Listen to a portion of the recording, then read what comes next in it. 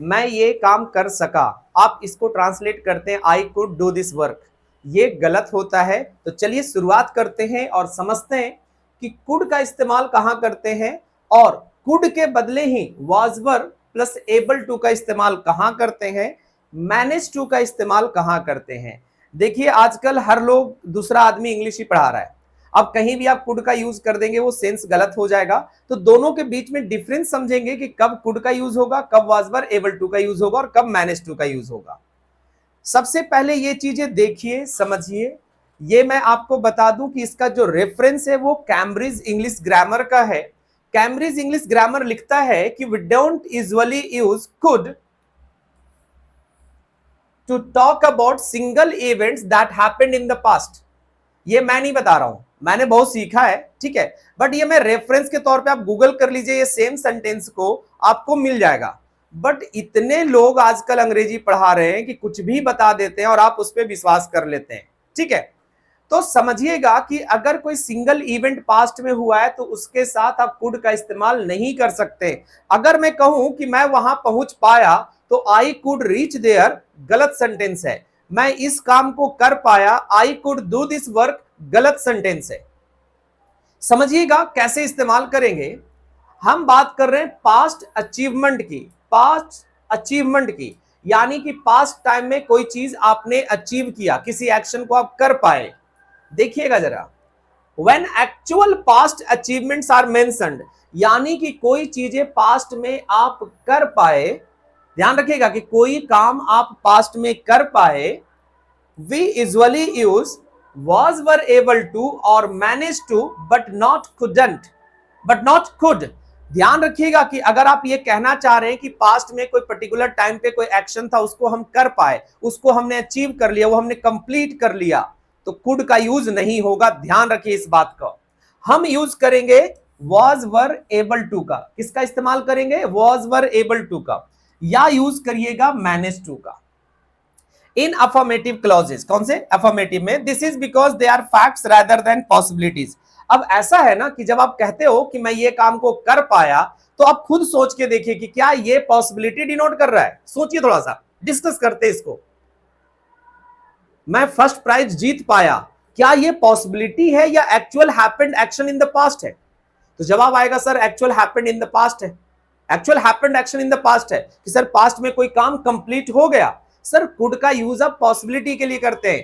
तो अगर आपको पास्ट में बताना हो कि कोई काम आप कर सके, कोई काम आप कर पाए, तो कभी भी गलती से आज के बाद, इस वीडियो को देखने के बाद यूज मत कीजिएगा प्लीज। आगे बढ़ते हैं, जरा देखिएगा ये 3 सेंटेंस लिखा है हमने। I could do that, sorry I could do that work and I was able to do that work and I manage to do that work. भैया स्पीकिंग के हिसाब से जो आजकल जितने सारे ये हर दूसरा आदमी अंग्रेजी पढ़ा रहा है उसके हिसाब से तो सही है। सर बिल्कुल नहीं सही है, ना तो ग्रामर के हिसाब से ना स्पोकन के हिसाब से, क्योंकि यहां पर कुड बताने की आप कोशिश कर रहे हैं कि कोई एक्शन कंप्लीट हो गया। सर कंप्लीट हो गया तो पॉसिबिलिटी कहां है उसमें? नेक्स्ट है I was able to do that work, सही है। I manage to do that work, सही है। तो ध्यान यहां से रखना है।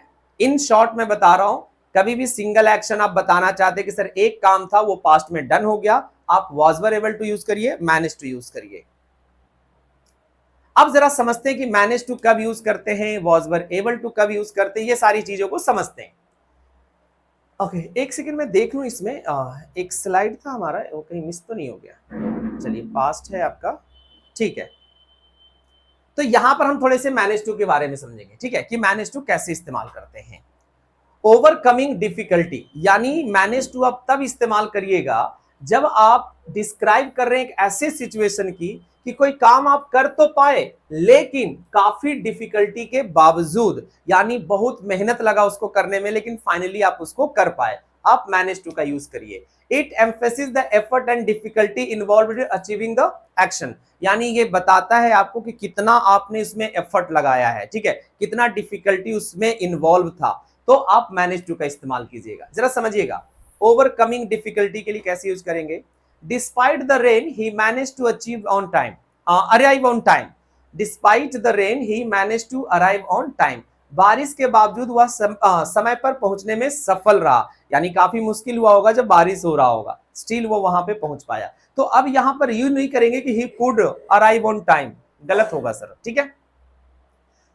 सक्सेसफुल एफर्ट, अगर आप कोई एफर्ट लगाया और वो सफल हो गया तो आप यूज करेंगे she manage to solve the problem after several attempts. ये नहीं कर सकते हैं कि she could solve the problems after several attempts, वो गलत हो जाएगा। तो आई होप आपको समझ में आ गया कि कैसे हम मैनेज टू और कैसे हम वाज वर एबल टू के साथ यूज कर सकते हैं। अगर समरी में थोड़ा सा आप ध्यान रखिएगा कि कुड क्या यूज करता है, वाज वर एबल टू कहां यूज होता है और मैनेज टू कहां यूज होता है, तीनों का समराइज हमने कर दिया, थोड़ा सा समझिएगा। Could refers to general ability or possibility in the past. It does not necessarily indicate a specific successful action. यानी कि ये कभी भी स्पेसिफिक सक्सेसफुल एक्शन के बारे में नहीं बताता कि काम कंप्लीट हो गया।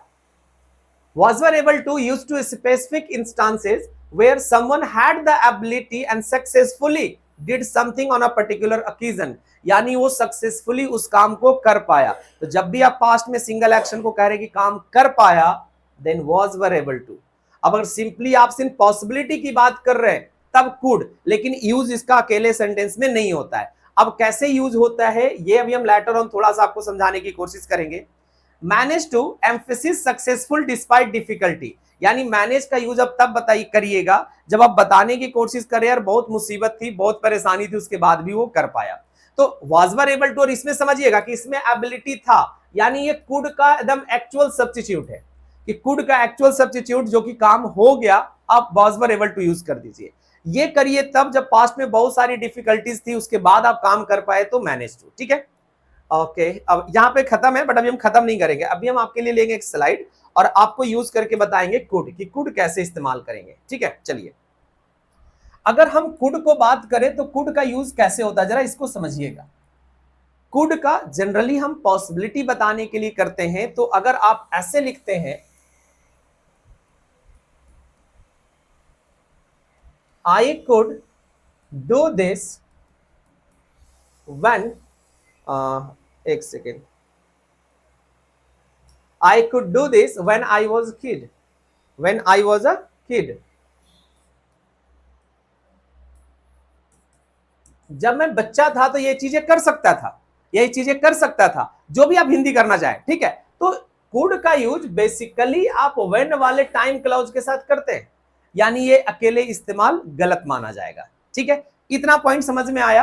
अब एक चीज और कि अगर कोई टाइम लगा दीजिए direct past time, like in 1920, 1945, तो ऐसे भी आप कुड का इस्तेमाल कर पाएंगे। तो ध्यान रखिएगा कि कुड का सिंगल यूज आप कभी नहीं करेंगे, सिंगल सेंटेंस के लिए कभी इसका इस्तेमाल नहीं करेंगे। आप टाइम क्लॉज के साथ कर दीजिए जहां पर ये किसी दूसरे के साथ यूज हो सकता है। तो आई होप कि कुड के यूज आपको समझ में आए कि कुड कैसे इस्तेमाल होगा और वाज वर एबल टू कैसे होगा, मैनेज टू कैसे होगा।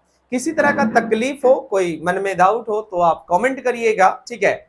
आप डायरेक्ट हमें व्हाट्सएप कर सकते हैं, नीचे हमारा व्हाट्सएप नंबर चल रहा होता है, उस पर आप कर दीजिए। बाकी लाइक शेयर और सब्सक्राइब तो जरूर करके जाइएगा। धन्यवाद।